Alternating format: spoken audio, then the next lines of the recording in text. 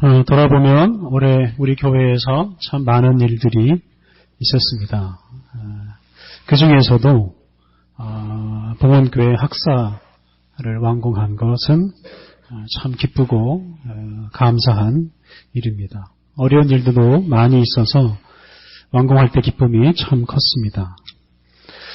그런데 이런 건물을 완공하는 것으로 얻는 즐거움보다 더 큰 즐거움이 있습니다.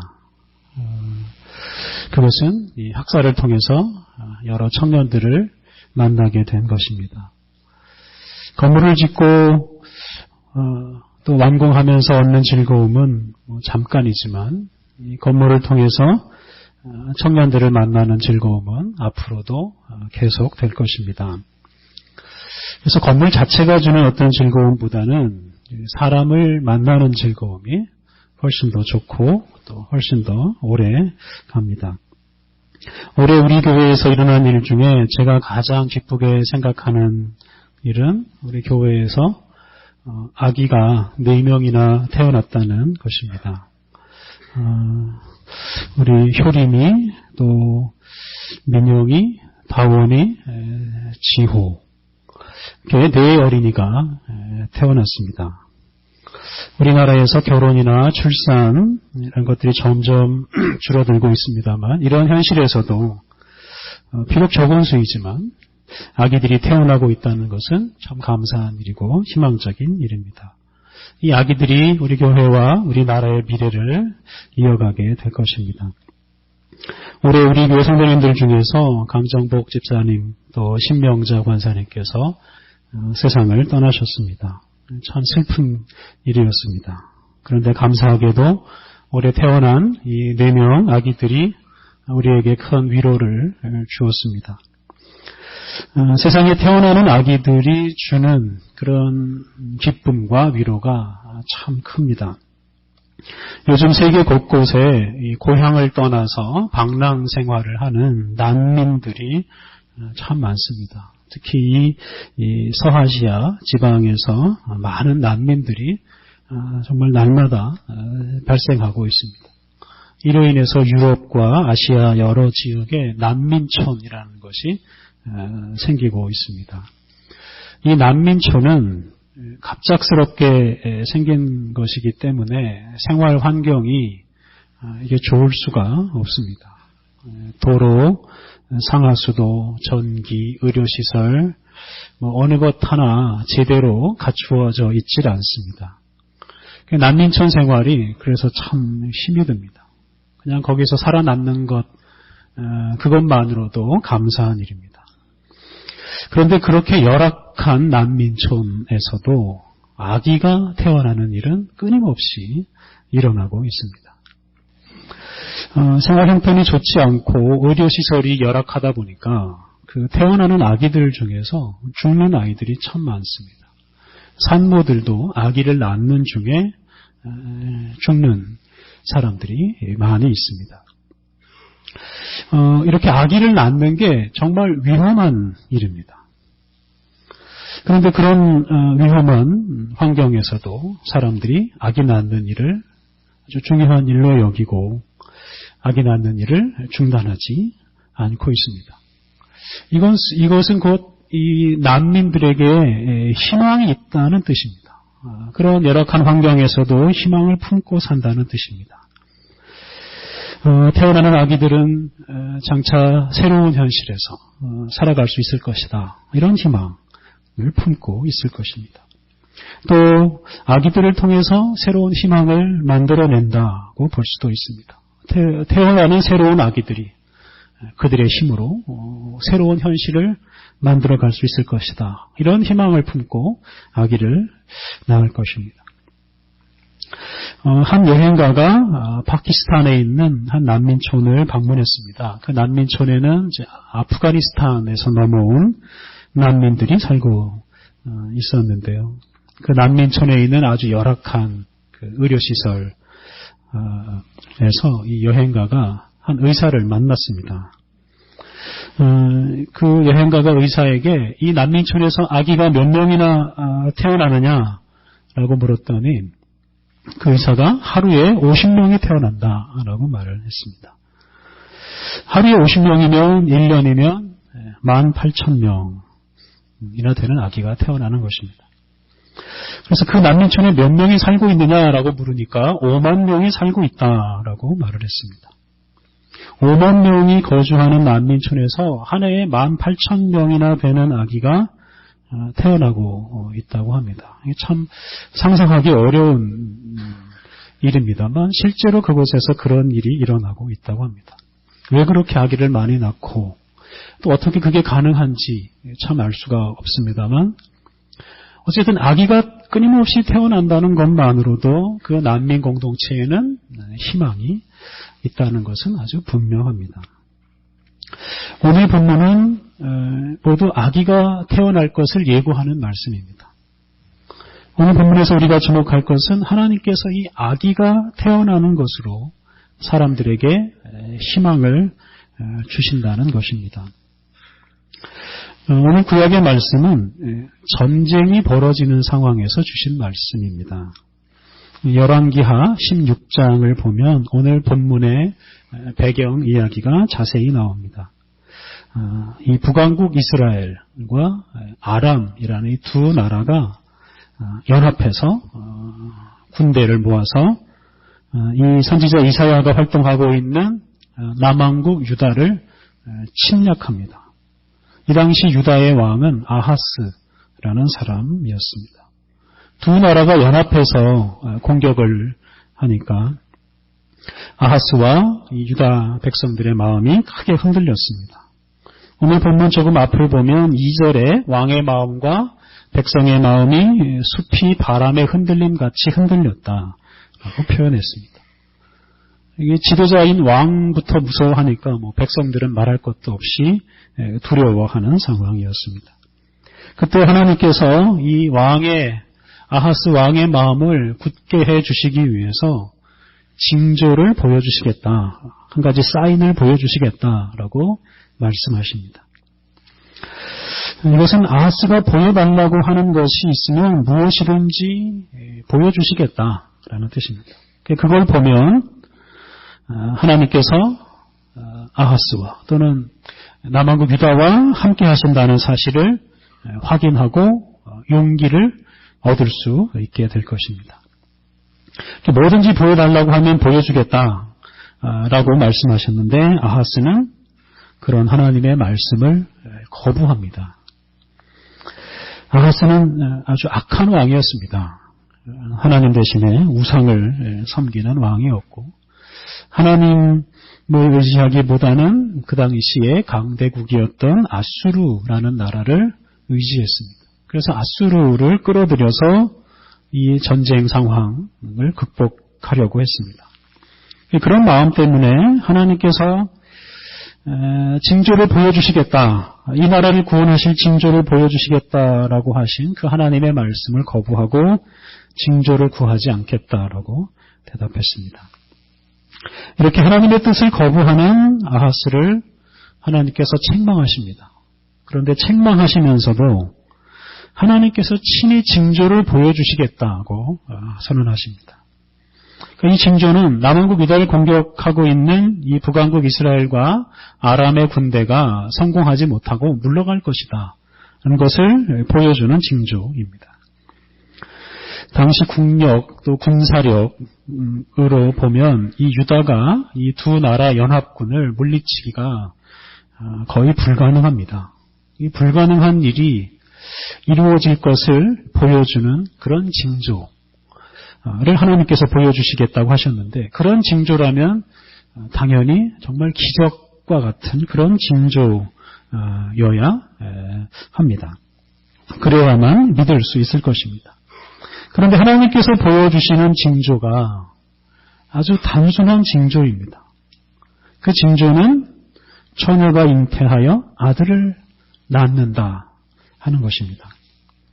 여기에서 중요할 것이 있는데요. 이 본문의 강조점은 처녀가 혼자 불가사의한 잉태를 해서 아들을 낳는다는 것이 아닙니다.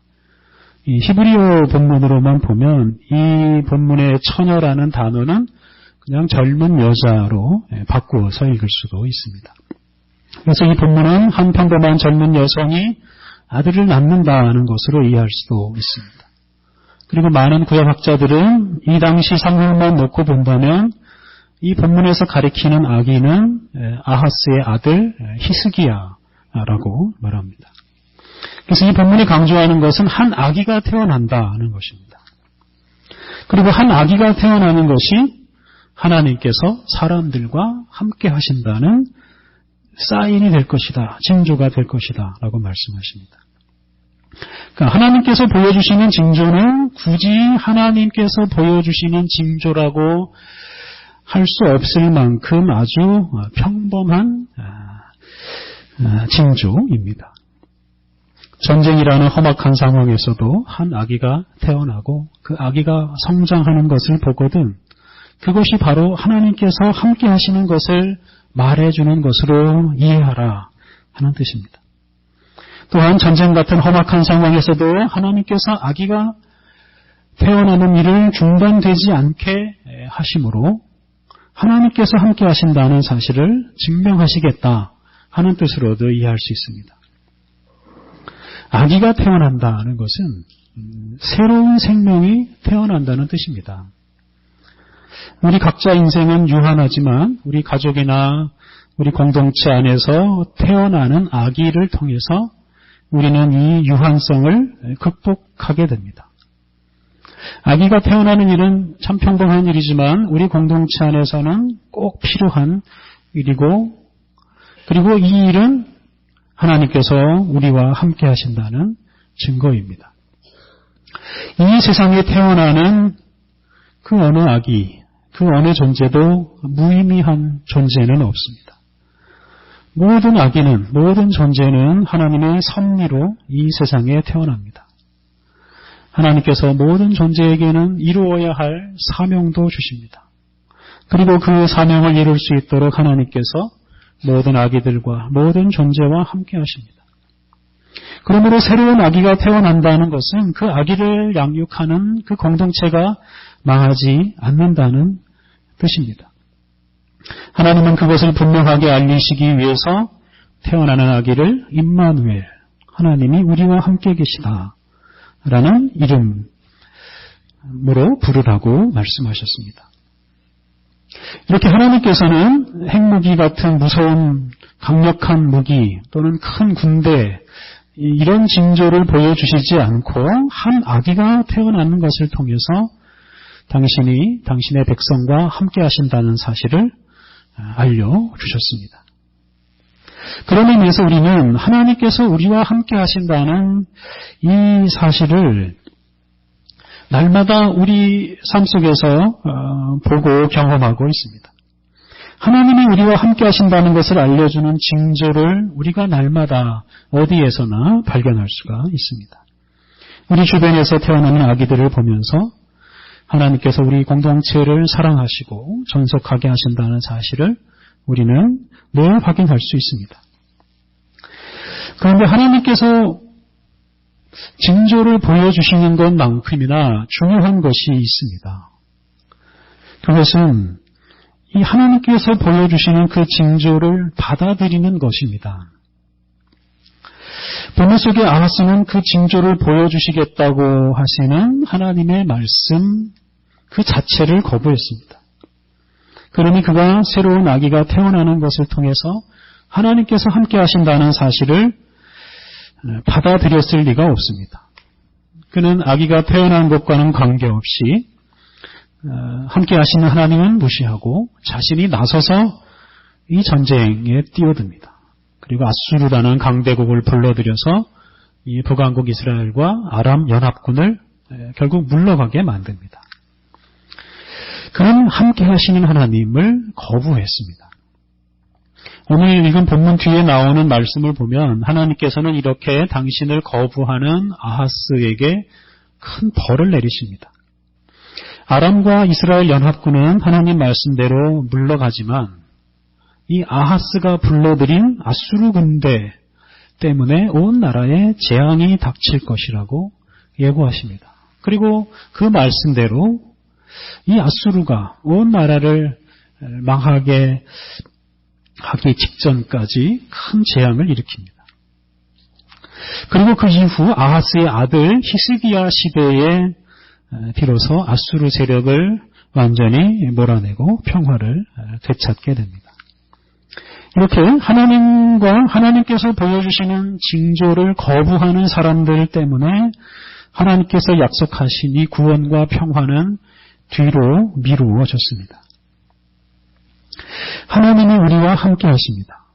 그리고 그것을 입증하는 징조를 우리 현실에서 하나님께서 날마다 보여주십니다. 우리가 그 징조를 분별해내고 우리와 함께 하시는 하나님과 함께 살 때 우리의 삶에 비로소 평화가 찾아옵니다. 아기가 태어나는 일처럼 평범한 일상 속에서 우리와 함께 하시는 하나님을 우리가 만나고 그 하나님을 영접하면서 살아갈 때 우리가 평화롭게 살아갈 수 있습니다. 우리는 두려워하지 않아야 합니다. 하나님이 우리와 함께 하시기 때문입니다. 이것을 의심하지 않고 우리와 함께 하시는 하나님을 늘 만나며 살아야 합니다. 우리와 함께 하시는 하나님을 의심하고 다른 수단, 다른 방법을 찾아 나서면 그때부터 우리의 삶에서 평화가 사라지고 맙니다. 오늘 읽은 신약의 말씀에는 우리와 함께 하시는 하나님께 믿음으로 순종하고 함께 하시는 하나님을 영접한 위대한 믿음의 사람이 나옵니다. 그 사람은 바로 요셉이라는 사람입니다. 마태복음과 누가복음은 예수님의 탄생 이야기를 조금 다른 관점에서 서술합니다.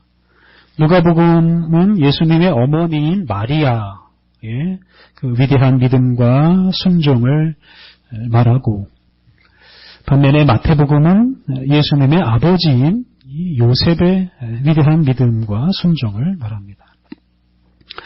요셉은 아주 평범한 사람입니다. 나사렛이란 산골 작은 마을에서 살던 사람, 몫으로 살던 사람입니다. 그의 처지에서 큰 꿈을 꿀 수도 없었습니다. 결혼도 마찬가지입니다. 결혼해서 팔자를 고치려던가 이런 큰 생각을 하지 않았습니다. 그냥 소박한 가정을 꾸리는 것이 그의 소망이었습니다. 그런데 그런 그의 소박한 꿈을 깨뜨리는 일이 일어났습니다. 그와 약혼한 마리아가 임신을 했습니다. 얼마나 속이 상했겠습니까? 그런데 착한 요셉은 마리아가 다치는 것을 원치 않았습니다. 그래서 가만히 파혼하려고 했습니다. 그때 하나님께서 보낸 천사가 꿈속에서 요셉에게 나타나서 하나님의 말씀을 전합니다. 20절 하반절, 다윗의 자손 요셉아, 내 아내 마리아 데려오기를 무서워하지 말라. 그에게 잉태된 자는 성령으로 된 것이라. 그리고 더 놀라운 말씀을 전합니다. 21절, 아들을 낳으리니 이름을 예수라 하라. 이는 그가 자기 백성을 그들의 죄에서 구원할 자이심이라. 마리아가 성령으로 말미암아 임신한 것이다. 그리고 태어날 아기가 사람들을 죄에서 구원할 것이다. 어떤 말씀도 이게 쉽게 받아들일 수가 없는 말씀입니다. 성령으로 임신했다는 걸 좀 증명해 주십시오.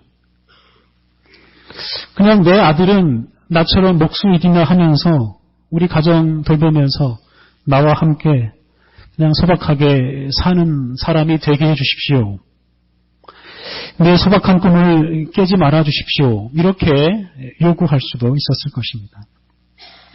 그런데 놀랍게도 요셉은 이런 모든 의심, 의문을 다 뒤로하고 천사가 전해주는 하나님 말씀에 순종합니다. 이게 정말로 위대하고 큰 믿음이요 순종입니다. 그는 마리아를 데려오고 마리아가 아기를 낳을 때까지 마리아를 돌보아 줍니다. 마리아와 동침하지 않고 마리아가 낳는 이 아기가 성령의 섭리로 세상에 태어난 것을 확인합니다. 그리고 예수님을 자신의 아들이 아니라 온 세상을 죄에서 구원할 분으로 여기고 양육합니다. 이 예수라는 이름은 헬라어 이름입니다. 히브리어로 하면 호세아 또는 여호수아인데요. 그 뜻은 여호와는 구원이시다 하는 뜻입니다.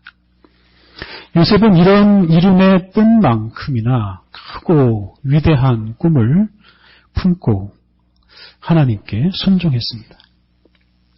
소박한 가정이 아니라 온 세상을 품은 이 요셉의 이런 위대한 순종을 통해서 세상에 아기가 태어납니다.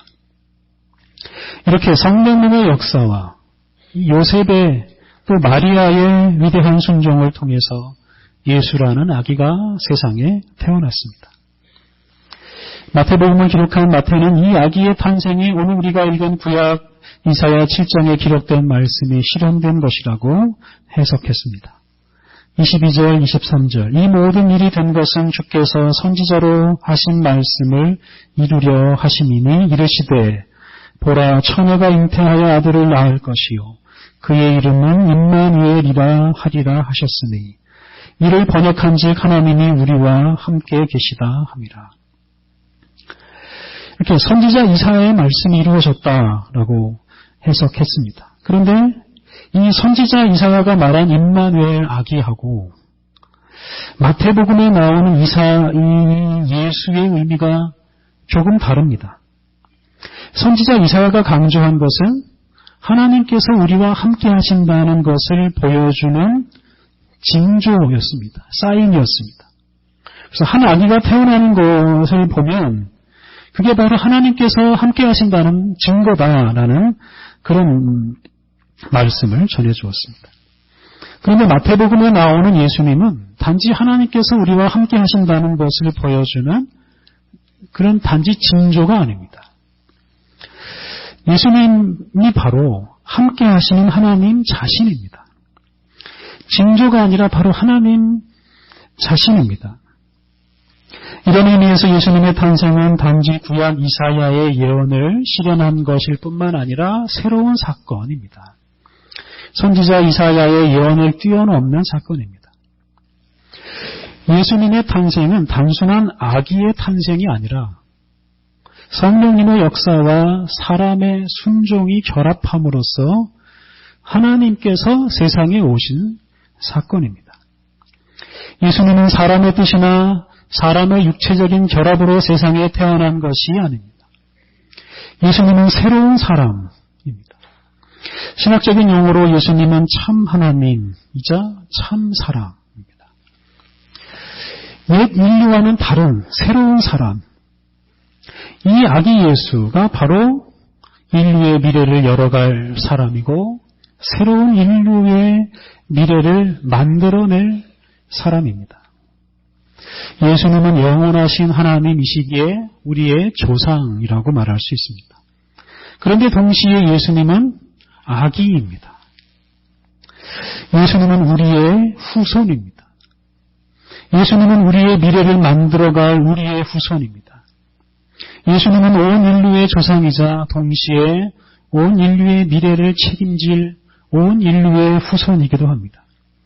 그러기에 온 인류가 이 아기 예수의 탄생을 통해서 희망을 얻습니다. 하나님은 인류 역사에서 예수라는 이 새로운 사람이 태어나게 하심으로 온 인류에게 희망을 주십니다. 재물이나 무기나 정치 체제가 아니라 새로운 사람이 태어나게 하심으로 하나님은 우리에게 희망을 주십니다. 그렇기 때문에 우리의 희망도 다른 희망이 아닙니다. 부유한 것이나 큰 권력을 가지고 사는 것이 우리의 희망이 될 수는 없습니다. 새로운 사람이신 이 예수님의 은총으로 우리도 새로운 사람이 되는 것이 바로 우리의 희망입니다. 우리에게 오신 하나님이시자 참 사람이신 예수 그리스도를 우리가 믿음과 순종으로 영접함으로써 우리가 예수 그리스도와 결합하고 그로써 우리가 새로운 사람이 될 수 있습니다. 이것이 우리가 우리에게 오신 예수님을 통해서 얻는 진정한 희망입니다.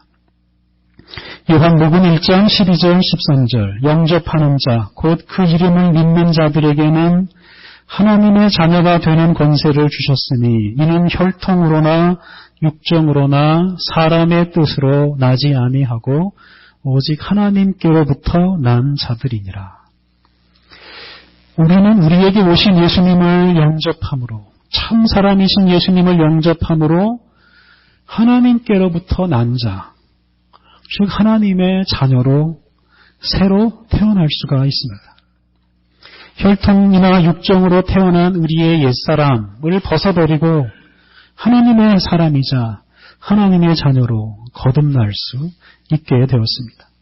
그래서 우리도 예수님과 같은 거룩한 존재로 살아갈 수 있습니다. 우리는 요즘 참 힘든 시기를 보내고 있습니다. 권력과 재물의 노예가 되어버린 사람들 때문에 온 국민이 슬퍼하고 절망하고 있습니다. 그렇다면 우리의 희망은 어디에 있겠습니까? 희망 역시 사람에게서 찾을 수밖에 없습니다. 사람에게 실망했지만, 사람 때문에 실망했지만 희망도 역시 사람에게서 찾을 수밖에 없습니다. 참 사람이신 예수님, 새로운 사람이신 예수님, 우리와 함께 하시는 하나님이신 예수님에게 우리의 희망이 있습니다. 또한 그 예수님을 통해서 새로워진 사람, 그 예수님을 영접함으로 거듭난 사람, 이 세 사람에게 희망이 있습니다. 사랑하는 성도 여러분, 우리의 근원이요 또한 우리의 미래이신 참 사람 예수 그리스도께서 우리의 새로운 미래를 만들어 가시고 있습니다. 우리가 그 예수님을 영접함으로써 우리는 늘 희망 가운데서 살아갈 수 있습니다.